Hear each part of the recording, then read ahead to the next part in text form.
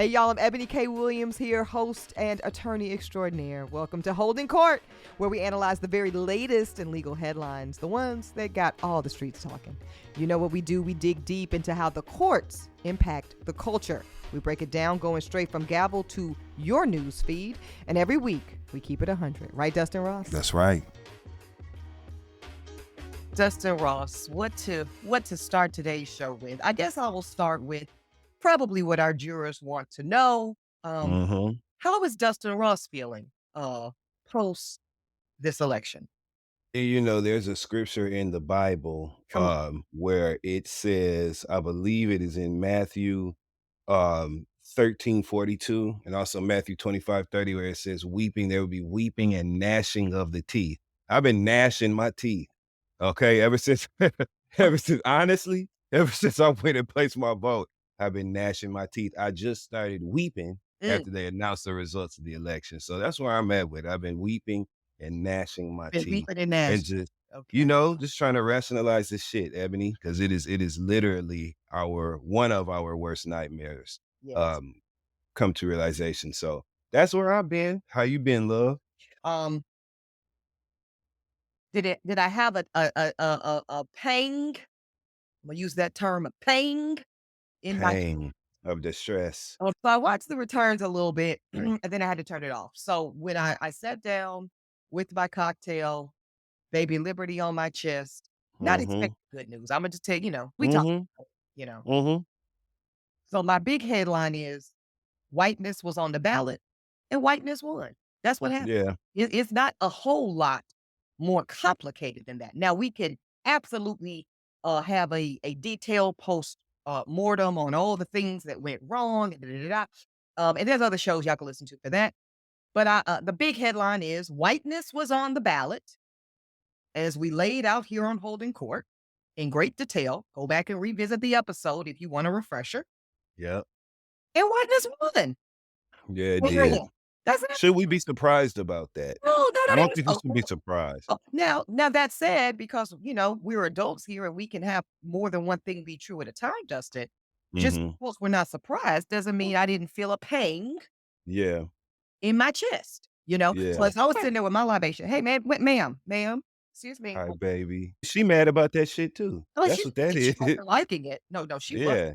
She voted for Kamala. You take her to the polls and she does have her future voter sticker. But listen, when I saw those returns coming in and I saw Virginia was a struggle, I said, let me go ahead and turn this off. And I did. And I went ahead and went about my true crime business. And then something jolted me awake around 3 a.m. Just to roll over, look at my phone and see that Pennsylvania was called for Trump. And I said, and it was a wrap at that point, So that's it. That's all, jurors. We're not going to spend too much time on it. We have a very pretty docket for y'all today. I'm very excited to get into what we do at the highest level here at Holding Court, and that's connect the culture to the legal of it all. But the headline for me on election 2024 was whiteness was on the ballot and whiteness won. And it won. So don't ask me for nothing. That's what I'm at with it. If you are a person who voted for Donald Trump in this election, if you're a person who chose not to vote in this election, when the recourse and when the effects of these policies, and I'm using air quotes when I say policies, when that shit starts tapping you on your shoulder, okay, and affecting your life and ringing your doorbell, don't ask me for shit. Don't look to me for no sympathy. I don't give a fuck about you changing and now having a different perspective. This is all on your hands. And because we fought so hard to educate and inform people as best as we could, and we had conversations with our personal network, our friends, our family, because we did all that work, some of us went and knocked on doors and talked to strangers and tried to get this shit done. Because we made such a valiant effort, I don't have no energy on the other end of that. Fuck you. You know what I'm saying? If you did this and it affects you and anyone that you love, you or a loved one, like those commercials. Like the commercial slips it. Fuck you, straight up. Fuck you and get out of my face. Don't ask me for shit. I have no empathy for you. None of that. I'm trying to make it and survive. That was we're joking.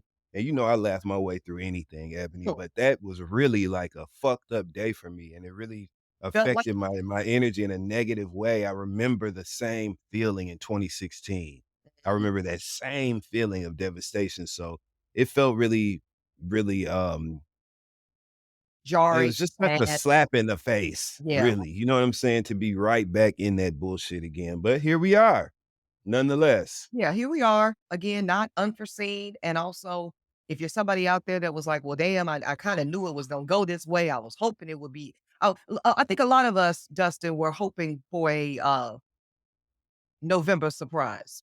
You know, I Yeah, was hoping, yeah. hoping Christmas was gonna come just a little early. A little early. Did Me I, did too. I have any facts to support it? No. Did I have any empirical data? Not really. Um, Mm-mm.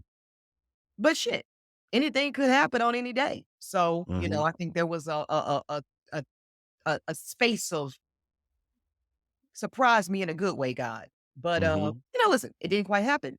And here we are. And we're gonna move on because that's what we do. Uh Yeah. and very fair for Dustin Ross to say, fuck y'all, that didn't help anything. If you And I didn't mean that for real, for real. I yeah. mean it with every part of every fiber of my being. You know, this was personal. A lot of us decided to cast a vote in support of Vice President Kamala Harris for the betterment of others, not even ourselves. You know what I'm That saying? part. And Yeah. so because of that, Yeah. because of being devastated and really insulted by the resounding support of Donald Trump, that is my cue to bow out of empathy, bow out of fellow feeling, bow out of giving a damn about how it affects those that voted for him. Now, if you did not vote for him, if you voted for Kamala Harris and you're impacted by those policies, we can talk. Okay. But everybody else can go to hell. And I Yeah. mean that. I guess Jay can join us in hell. Yeah. Okay. Well, Because no, that's no, where no, we no, no, at. no, no, no, no, D Ross, I'm not gonna let us claim that.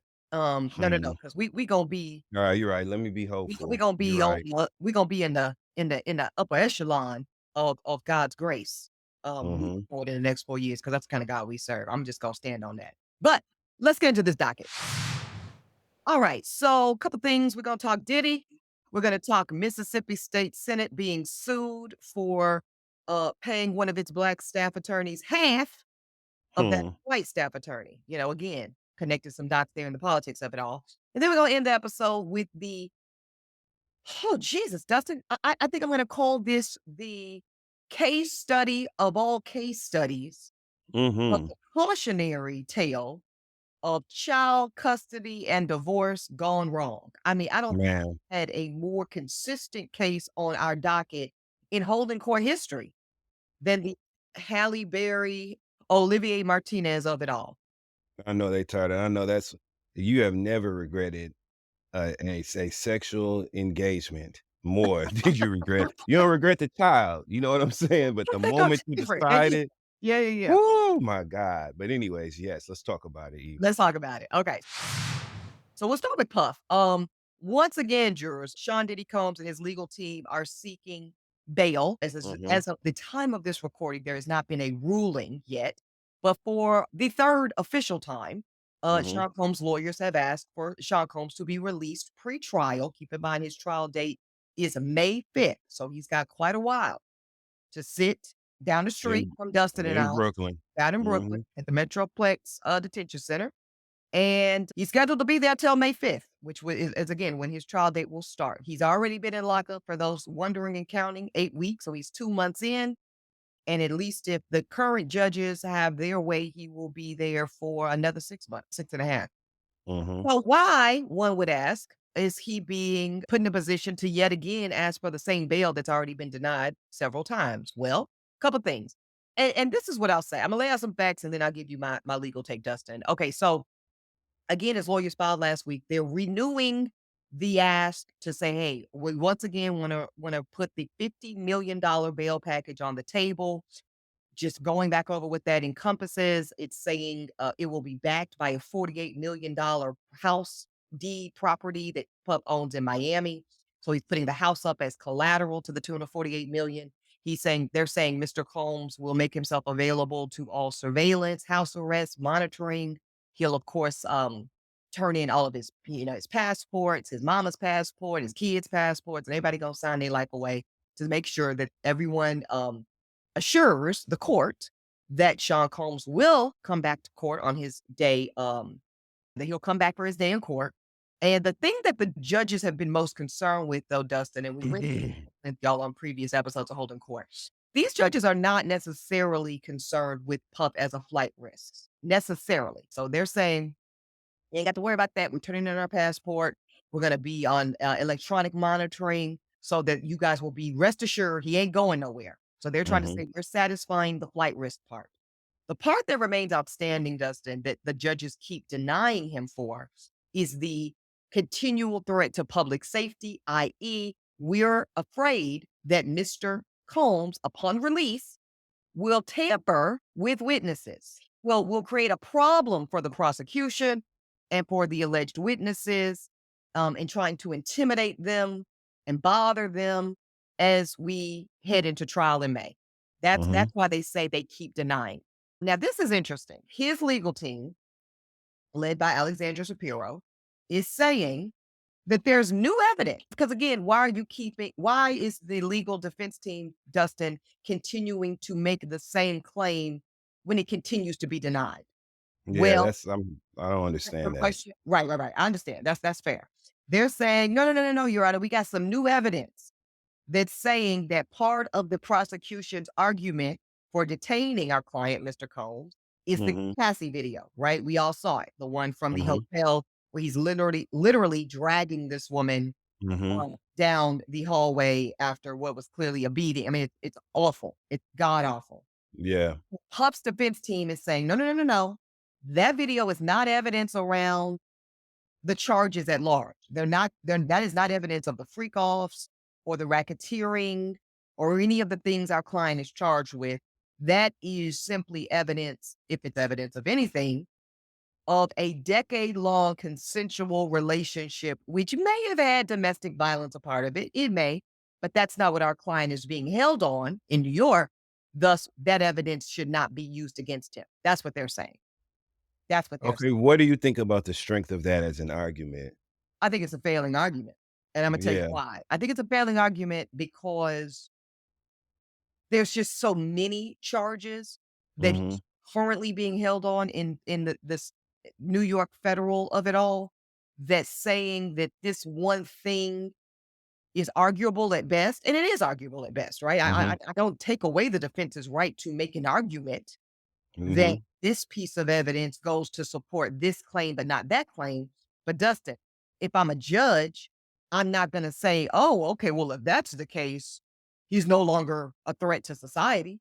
Come on, please. Well, especially not when the piece of evidence in question is it's violent in nature, right? Nature, correct. So wouldn't that then like nullify its ability to be persuasive? You know what I'm saying, to the judge or to whoever this is up to? Like, I don't understand why they would say, well, no, he was just beating her ass in that video. That wasn't him sex trafficking. So right, don't use it. That's not like the argument. Yeah, listen, here's the other thing that I want the jurors to remember. The civilian in me hates this argument, right? But the lawyer in me, I can appreciate it.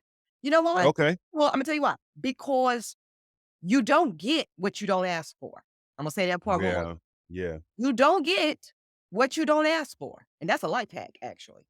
So if your client is saying, I need to get out of here, it's horrible conditions, the food is fucking terrible, I can't hardly sleep, I can't really, I'm going crazy in here. I've been in here 8 weeks, I've been here 2 months, get me the fuck out of here. And that's exactly what can you imagine the phone calls between my God. and his legal team and what Alexandra Shapiro is hearing on a daily basis from this man? Man, I definitely think that he's ready to go. We'll say that for sure. Yeah, he's in their ass. And you can put the puns on that as y'all desire. But he is Rim shot. Right, shots fired. He is in his legal team's ass. Okay, get me the fuck out of here. I know it because I've been on that side of it from the legal. Well, and objectively speaking, he should be right. There should be a sense of urgency. It should be a sense of the utmost. Hello, I gotta get the fuck out of here. I'm in jail. Yeah, and what's wrong with y'all? And what are y'all doing? To quote the Frank Lucas character in American Gangster, I'm paying y'all by the hour, not the minute. What the fuck are y'all doing?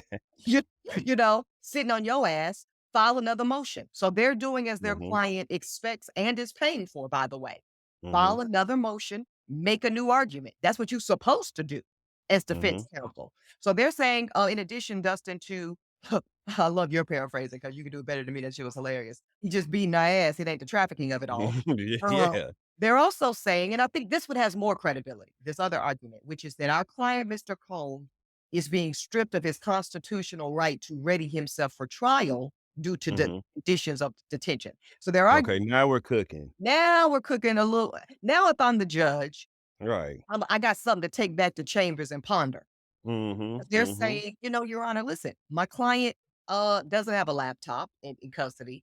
My client is being stripped of literal ink pens. The guards are taking his ink pens away because people do sometimes use pens as weapons. Not saying Puff is or isn't, but that can be a thing. So he's literally being deprived of the basic research writing tools to help himself help us yield his defense.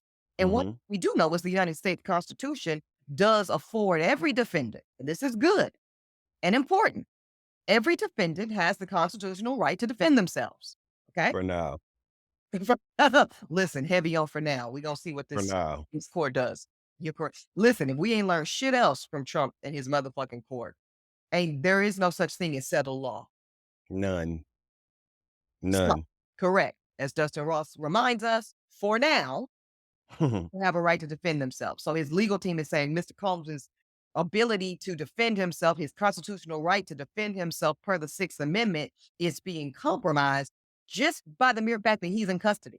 He doesn't have access to the things that he needs to help us prepare his case. They specifically, Dustin, cite that behind bars, he can't access all of the incredibly voluminous, that's a quote, the incredibly voluminous amount of paperwork and material and witnesses and all of this and documents.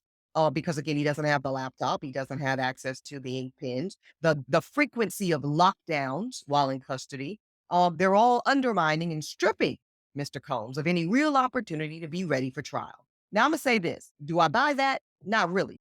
Just make sure that, you're coming to visit your client as frequently as possible, probably on a daily basis. And you're sitting with him for an hour at a time, 2 hours at a time, 3 hours at a time while he prepares his case. That's what I would decide if I was the judge. But by way of legitimate legal argument that he deserves some type of relief, that's the stronger argument. Between those two, for sure. Correct. Yeah. Well, I expect to see a different outcome. No. I just think they have just decided that he's going to stay in jail until trial.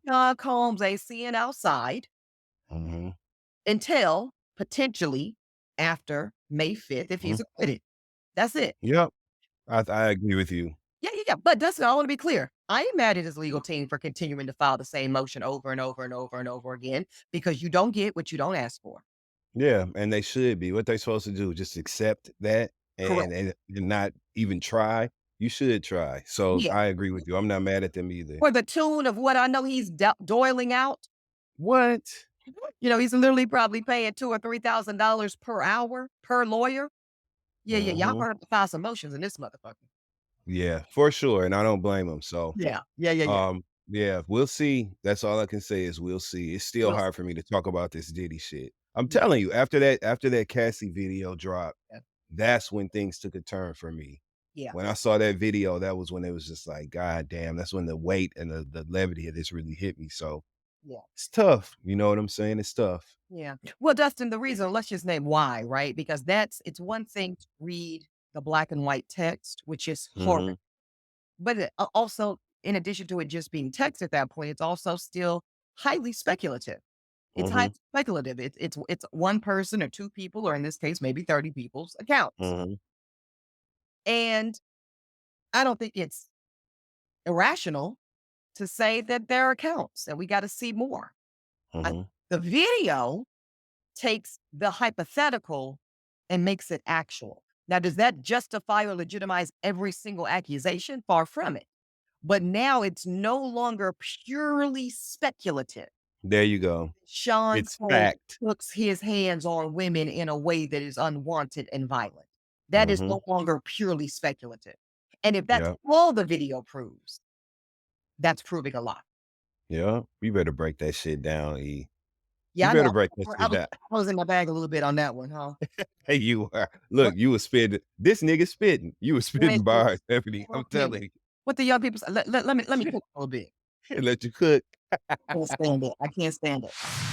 As most listeners know, I just recently became a mom to a sweet baby girl named Liberty. Now, it is an exciting new chapter of my life, and it's also a challenge to balance my busy schedule. And that's why I am so happy to tell y'all about Holding Court's new sponsor, Nanit. Now, Nanit Baby Monitor is the absolute best must-have baby product. This baby monitor allows you to see your baby from anywhere, anytime, all straight from the Nanit app.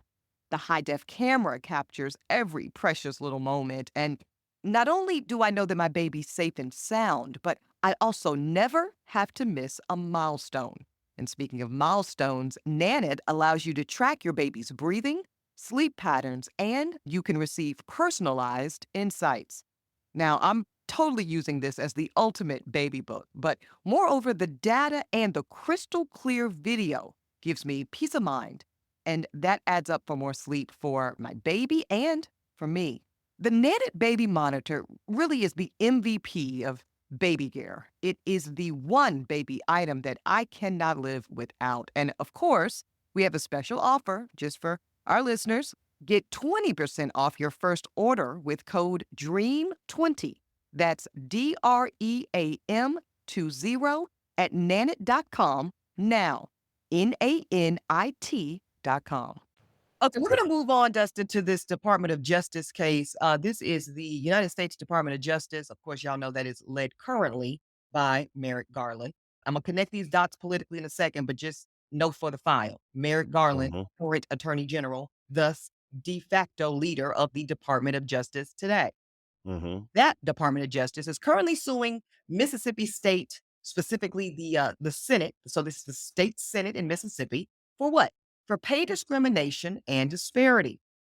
What? I cannot believe that happened. Yeah, right. Shocker. They're in Mississippi paying the black people less, and it's coming from the fucking government. Oh, wow. Yeah. What a shocker. It is a little shocking that the former Confederacy, and y'all gonna hear me talk about this a lot, and I am a daughter of the South, but I really need y'all New South Negroes, that's what I'm gonna call y'all, to stop acting as if the American South is not still the land of the Confederacy in many ways, culturally, do not still see themselves as victims of the broader American hustle, do not still refer to the war itself, the Civil War, of course, as the war of Northern aggression. Because that's what they called it. Now, away and relax, Flint. Hey, Dustin, relax. You know, well, y'all Northern blacks, you Northern Negroes, y'all be feeling y'all self too. You know, like y'all were just a couple steps away from the goal. Now, okay. So Mississippi State Senate as an entity, they have attorneys that work for them. Duh. Well, this particular black woman, her name is Christy Metcalf. Ms. Metcalf was hired in 2011 to be an attorney, staff attorney for the state of Mississippi's Senate office. Keep in mind, y'all, just this woman being hired, this black woman being hired in this capacity as an attorney for the Mississippi State Senate, she was the first black person, not woman, first black person to be hired. And get this, 34 years. In 2011. Correct. So we're still seeing first black this, first black that. Correct. So I need you guys to hold that as context. Right. So therefore, the fact that she was in 2011 as a licensed attorney, offered a starting salary of $55,000. And I can tell you, as a black woman who was a licensed attorney in the South, practicing at the time in North Carolina, not too far from this. I started practicing in 2007. So that ain't that far from 2011. These $30,000 and $40,000 salaries, even $50,000, that is that's low even for market rate. Well, I'm saying that to say that Ms. Metcalf, Attorney Metcalf, probably knew at the onset something was awry. Because why are you offering me $55,000? Well, turns out she wasn't off. We now know through depositions and whatnot that the white people hired for that same role, that same capacity, Dustin, were getting much more money. In fact, 60% more money. The closest white attorney was literally making 60% more than her $55,000 a year. And she was given the exact lowest salary in 15 years of the office. Yep. That's a damn shame, E. Like, can you imagine the shock? You know what I'm saying? When you see that the numbers themselves, you understand that there's a wage gap. You understand that that's what's going on, but 55 compared to $121,000 a year annually, that is a stark That's a and different life. drastic That's a difference. different Yeah, that's living a totally different lifestyle, and completely different. that's a different life, and, yeah, that's a damn shame, and that's I'm glad you just put the numbers on it just so, if we just wanna get to the nitty-gritty, she's making 55. Most folks, most white fo first of all, everybody else in the position is white, okay? She's the only black, and they're making about 120,000, What okay? kind of shit is that? What it is as overt of a statement that says, "We don't want your black ass in this office, and if you insist on being in this office because you wanna Take scraps. we're gonna make it as horrific, dehumanizing, and Mm, uncomfortable for you as possible. Take these mhm. pennies on the dollar. Take these pennies on the dollar and shut the fuck up and be happy about it." Because you're black, a black woman. Mhm. That's Now, crazy. luckily, see, again, this is where elections have consequences. Come on, E. Whew, because Joseph Robinette Biden was in the White House for the previous 4 years, and he put Merrick Garland in as his attorney general to the United States of America instead of that stinking ass Will Barr, who was previous, and Mhm. that stinking ass Jeff Sessions, who was previous. Mhm. Merrick Garland said on his watch, he made one of the most diverse racially and gender-wise Department of Justice staffing offices that we've ever seen in the United States history, including Yes. the very, very, very brilliant Kristen Clark. If you were to see Kristen Clark, you should Google her right now. Google Kristen Clark, Clark with an E, DOJ. Very beautiful black woman, young looking black woman, but deeply experienced. I'm talking about a brilliant mind, a brilliant litigator. And she serves currently as your assistant attorney general in the Department of Justice's Civil Rights Division. She runs shit. Let me say it plain. Attorney Kristen Clark runs shit at the United States Department of Civil Rights. That's it. Mhm. She Come said, on, KC. that's it. That's it. Kristen Clark says this lawsuit makes clear that race-based pay discrimination will not be tolerated in our economy. Our work to eliminate race-based pay disparities is about promoting compliance with the law and promoting equity and fairness for all workers, end quote. Now, that's wonderful. I believe that this particular black woman attorney in Mississippi, Christy Metcalf, will get some justice. Specifically, what is that going to look like? Well, Department of Justice, on behalf of Attorney Clark that I just named, they are seeking back pay for Attorney Metcalf. They are seeking compensatory damages from Ms. Metcalf. Compensatory damages mean the literal short, like the short gap, so to speak, between what she was paid and what she should have been paid per the white counterparts, as well Mhm. as injunctive relief and anything else appropriate. Now, I hope, Dustin Ross, when they say anything else appropriate, I believe punitive damages are appropriate. That's I absolutely do. She needs the bag of all bags. yeah, You're gonna pay me for everything in the back, yeah. and you're gonna put a big bag on the front end for my For my troubles. pain and That's suffering. exactly right. Yeah, Yes. yeah, yeah. I want it to feel like a John Grisham movie where they be like, Me we too. award the plaintiff, Eh, $312,000 mhm. for compensatory. Mhm. And on top of that, Your Honor, and then they lower the glasses a little bit, you know what I'm about? Mhm. And they'd be like, and we'd also like to award 5.6 million Mhm. in Yes. damages, and then the courtroom erupts. Run it up. I want her to have that moment where she opens her mouth and widens her eyes and looks at her legal counsel. I want her to have that moment in court, have that day in court, Mm, ma'am. That's what I want. And yeah. you know what else?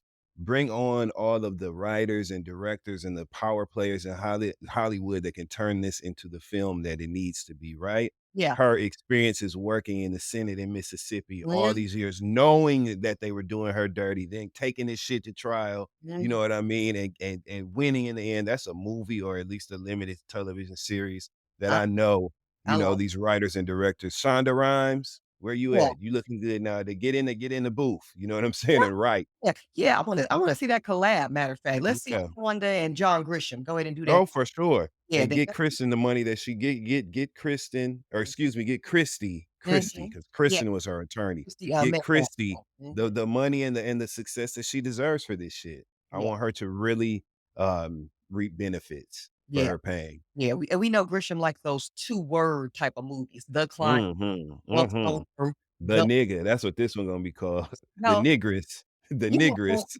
well, I tend to try to do a fairly serious show, but this Negro here, um, we absolutely love the ridiculousness of it all. We need Oh. it, man. We need it.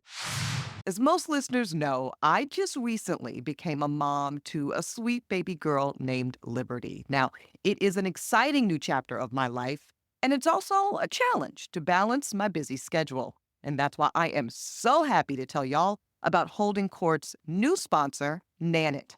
Now, Nanit Baby Monitor is the absolute best must have baby product. This baby monitor allows you to see your baby from anywhere, anytime, all straight from the Nanit app. The high def camera captures every precious little moment. And not only do I know that my baby's safe and sound, but I also never have to miss a milestone. And speaking of milestones, Nanit allows you to track your baby's breathing, sleep patterns, and you can receive personalized insights. Now, I'm totally using this as the ultimate baby book, but moreover, the data and the crystal clear video gives me peace of mind, and that adds up for more sleep for my baby and for me. The Nanit Baby Monitor really is the MVP of baby gear. It is the one baby item that I cannot live without. And of course, we have a special offer just for our listeners. Get 20% off your first order with code DREAM20. That's DREAM20 at nanit.com now. NANIT.com. All right, we're going to wrap up with Halle Berry and this custody battle from hell that will not go away. Halle Berry is still in the trenches with Olivier Martinez. This is her ex-husband of 30 years. No, I'm just It seemed like it, shit. definitely feels like it. What they I say, mean, 8 years a slave. God damn, Halle Berry been yeah. literally over 8 years a ex-wife. Well, the boxing gloves are threadbare at this point. Like this is literally the longest deliberating, negotiating, talking it out that I've ever seen in my life. These motherfuckers hate each other. Well, He definitely hate her. yeah, and she hate him back. I Yeah. and at this point, I see why. Halfway on both sides. But here's the thing: when I saw this headline, Dustin, I thought this was old news, only because I've Mhm. seen it so many times. But I looked at Mhm. the date and I said, "God damn, this is November, whatever. Like this is brand new." Halle Berry is still now fighting a new judge's ruling. This one requiring her to pay Olivier, her ex-husband, 200 and minus the deductions, $217,000 that Halle Berry's supposed to pay him, and an additional $6,000 in sanctions. Now let's break this down. If you might remember, as we've covered on Mhm. Holding Court many times, the last real Mhm. ruling was for Halle Berry to be paying this man $8,000 a month. Mhm. He didn't like that. He thought that was too low. So he sues her for full custody of their son. They have a son, Maceo. Maceo is Just like the bitch that he is. Go fluent. ahead. I Yeah, can't stand no bitch ass nigga like this trying to come up off of Holly. Holly Berry mean a lot to us. she does. Okay? And so we Liberia, don't like this, right? Go yeah, ahead though. We gonna more on Olivier's ass as yeah, you continue. yeah, and I hate to sound this way, but again, Halle, come on, you mean you ain't seen no signs like you did My pick him. God. I have to say you did pick him, ma'am, and Mhm. and you picked him after you picked Gabriel, who we all knew Mhm. had bitch-like tendencies. Mhm. Thank goodness the oldest young lady, Nyla, is I Mhm. think she's 16. So Hallie's almost Mhm. on the Done other with his side. ass. Yeah, Yeah, that's what it is. That's what it come down to. She almost done paying his ass, yeah, and then we exactly. gotta keep it rolling for Maceo, the Gotta keep baby. it rolling for Maceo. So the court recently here, this judge has a tentative ruling. So what does that mean, jurors? You're saying, this means that this is what it's looking like until there's justifiable legal claims on both sides to make a final, Right. right? So tentatively, the judge is saying, Ms. Berry, you pay him 217, but Mr. Martinez, you got to put in on it too. He's not innocent here. So the judge is saying, we want you to pay $59,000 in sanctions. We want Halle Berry to pay $6,000 in sanctions. But Halle Berry and her team are saying, nah, we don't think so. Because the Mhm. only reason that we are in this predicament, the only reason we keep having to come back to court, the only reason Mr. Martinez's legal bills keep skyrocketing is because he keeps fighting. He keeps fighting. Now, but see, this is where I love Halle Berry. Mhm. And tell But you, keep it real, E, keep it I can real. put my legal hat on. Mhm. Halle, you're not making a good argument in the sense that the main argument is that we should not have to pay Olivier's legal bills because he should simply stop fighting. If that's what she's Mm. saying. She's actually saying, I'm gonna read you the exact of it all. Halle Berry and her legal team are opposing the tentative ruling because Mhm. they're saying that the court's ruling on the sanctions against Halle Berry in the sum of $6,000, A, violates her due process. It violates the matter of law. It's inconsistent with legal findings. And basically, the only reason that he's incurring so much legal debt is because he keeps taking our client, Halle Berry, to court. But come on, Dustin, if I'm the judge, I'm gonna say, well, now you can't. That's a circular argument. You're Right. yeah, you're Yeah. saying that, like, she shouldn't have to pay because if he just shuts the fuck up and takes the ruling that is Mhm. unfavorable to him, he wouldn't have a legal bill. Well, yeah, but why would he do that? Why Right. Why he would anyone do that? why would anybody do that? Right. Why am I going to accept a legal ruling that is against my interest and against what I want simply to keep the legal bill down so you don't have to pay it? Opposition? I don't think so. How did that get past Halle Berry's wig from the call? Because what I don't understand, that's like you said, that's such a very weak argument to even present. I don't know how that got approved, I should say, as a strategy. I Yeah. don't know what the fuck some of these attorneys are doing because it seems like if you and I were if you were my counsel and I was your client, I Right. feel like based on the types of conversations that we have when we're taking care of business or get coming to a conclusion on something, we would really be like, I don't know. You'd be like, I don't know, Dustin. We should do it this way. Or I'll be like, I don't know, E. Let's try it this way. And we would Mhm. come to the best decision.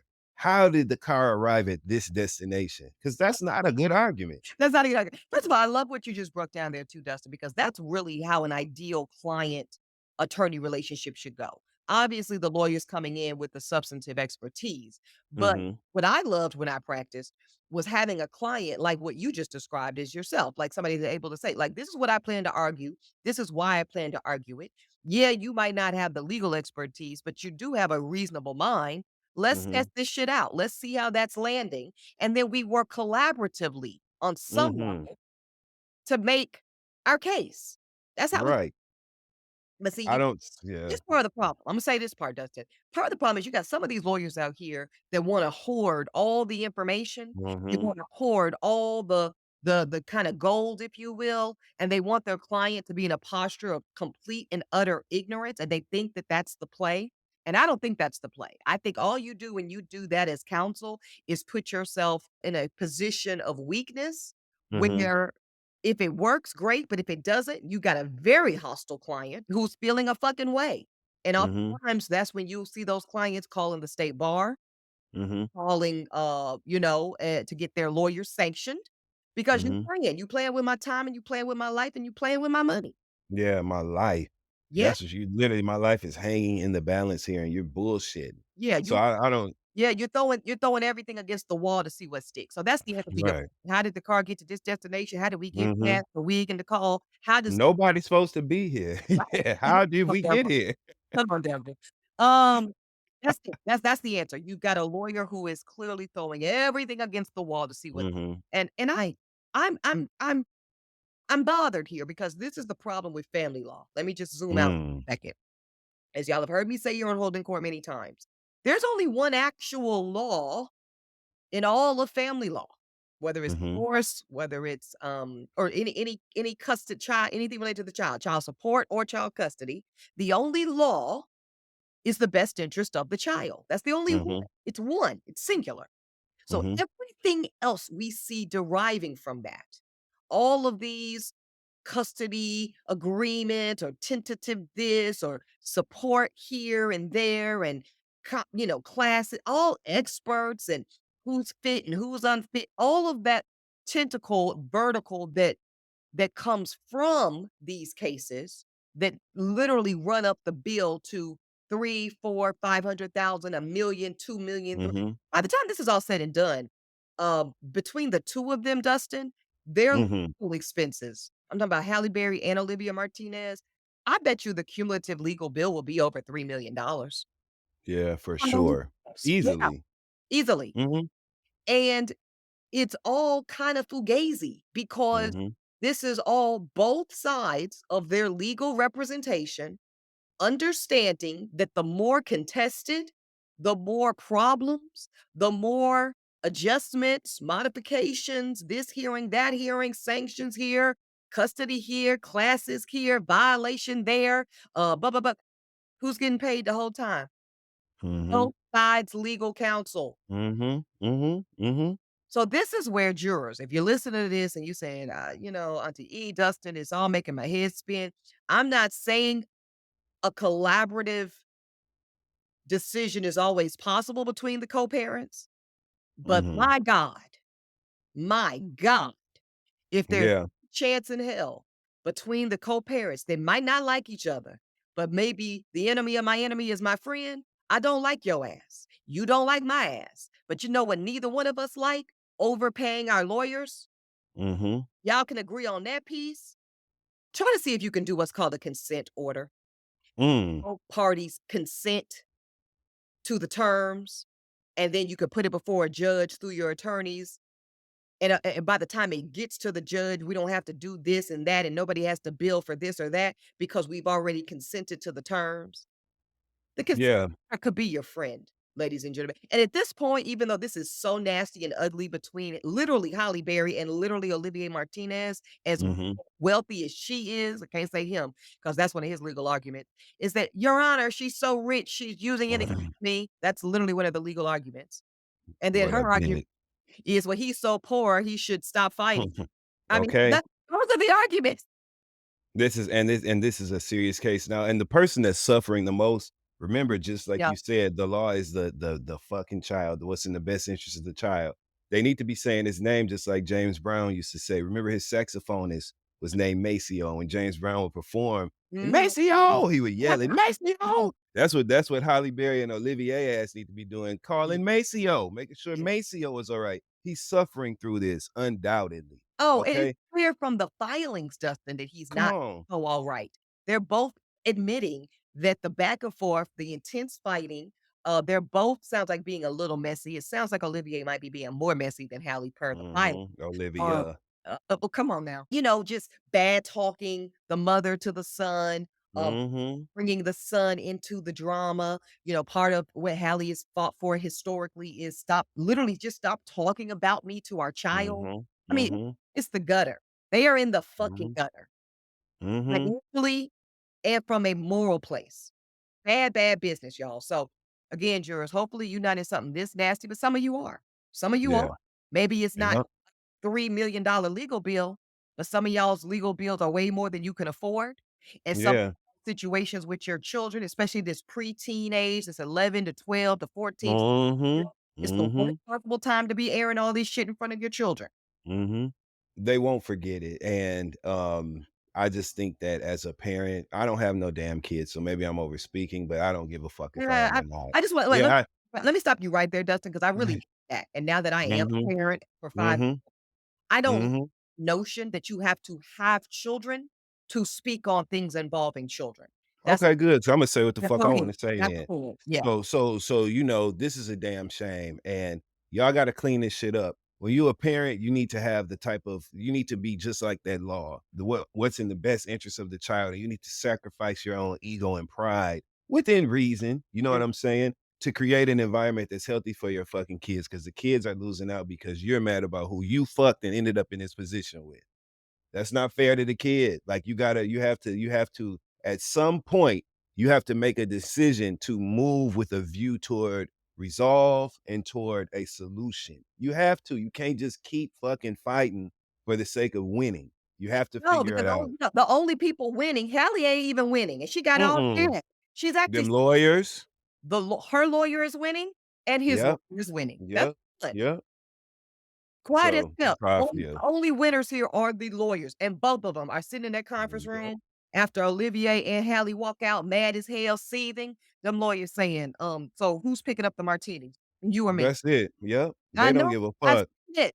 Y'all better learn how to do these consent agreements. I'm trying to tell y'all. And there needs to be a position. There needs to be some sort of there needs to be a position where somebody reviews these cases like this and makes a determination that they have to figure something out. You know what I'm saying? You should not be able to Yeah, prolong a you case for the hell of know, it.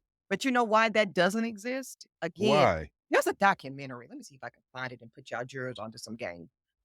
Because there is no financial incentive around that, Dustin. You talking about Mhm. what's right. Negro, Yeah, that's true. Right. Let me wake up. yeah, Hello. come on now. You're right. Get You're out right. the project book, Dustin. Yeah. Yeah, you know, the good thing about Trump being elected is I don't give a fuck no more.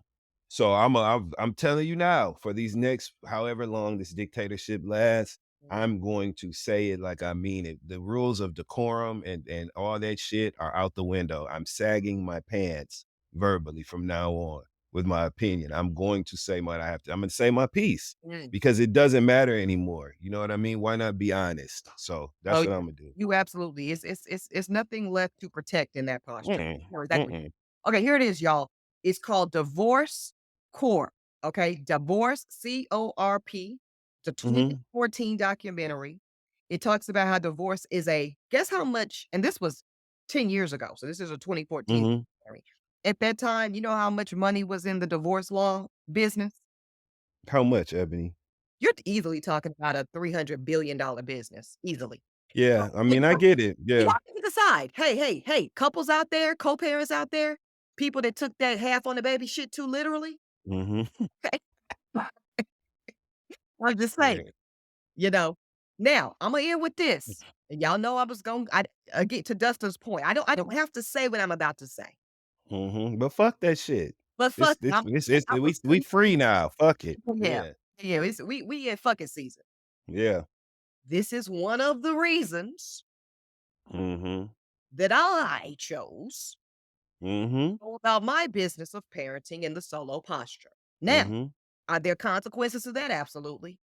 Are there consequences that I might not even be able to foresee at this particular position? Probably so.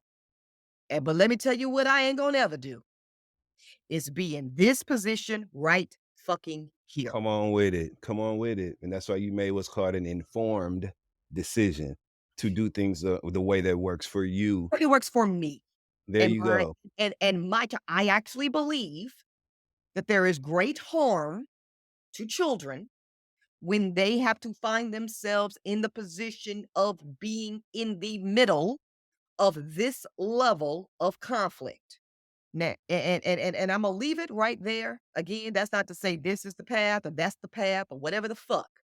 I'm simply saying we're all built different, and some of us will find ourselves trying to unalive a motherfucker. Hello. Way. Hello. Let's talk about it.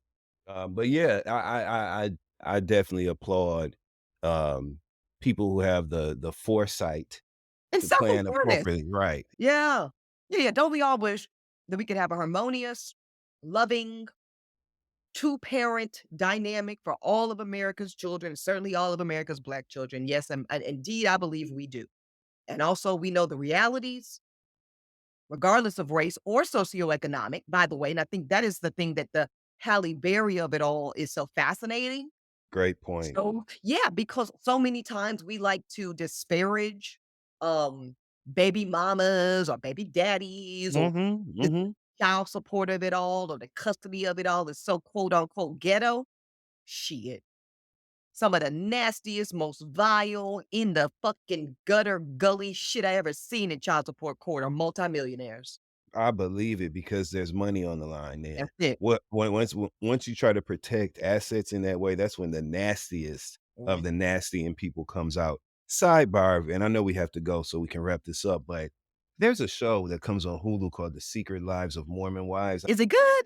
Well, yes, it's good because I'm fascinated with other people's lives and the way that people live and the differences, right? So this inside look is good, right? But they're fucking pissing me off too.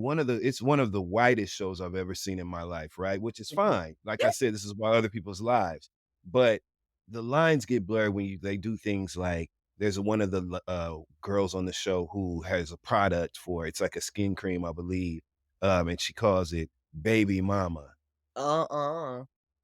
You know, so the co-opting of sort of this vernacular and these terms and these words, you're right that we do typically associate with being ghetto, and then that becoming attractive to someone who is not from anything connected. You know what I'm saying? It just I literally I set up. It's the audacity. I was chilling I was all in my couch and shit, comfortable, arm up, you know. And when I seen that she had named that product Baby Mama, I jolted up. And I was like, this has got to fucking stop. And the way she said it, I thought Baby Mama, that's a cute name. Let me name my parent. So that pissed me off. But anyway, yes, you're right. They do typically associate this sort of back and forth and non-settled parenting related matters. They do typically associate that or make it akin to ghetto life or, you know, poverty or no. Let's be fucking clear. It's a rich people's problem. It gets worse the richer you get. It gets more ghetto. Counterintuitive. Oh my God. Yeah. The height of ghetto, the more money you have and the more famous you are. So yeah. Something for y'all to chew on. All right, jurors, we appreciate y'all. Guess what? Next time, same place. Same folks. Dustin and myself will be back in session. In the meantime, it's been unseasonably warm. We're in our part. I don't know where y'all are in America, or in the world even, listening to this episode of Holding Court. But enjoy it while you can. And also keep on high alert. Cause I don't trust it. Winter is. I don't trust it either. Yeah, winter is coming. Yeah. Why is it still hot? Is that foreshadowing? We inhale, y'all. Yeah. We inhale. Something is afoot. I'm gonna leave y'all with that. Okay. All right, Dustin. What you want the people to do? Read your terms and conditions and find some joy. Find some joy. We all need it. Find some joy. Whatever that looks like for you, find it. Find your joy. Yeah. Holding Court is produced by Uppity Productions. Host and executive producers here, Eboni K. Williams, yours truly, and the Dustin Ross. Executive producer in Dossie, McCraw. Our senior producer, Ashley Hobbs. Creative consultant, Jay Kleinberg. Follow us on Apple Podcasts, Spotify, and any and everywhere you get your podcast.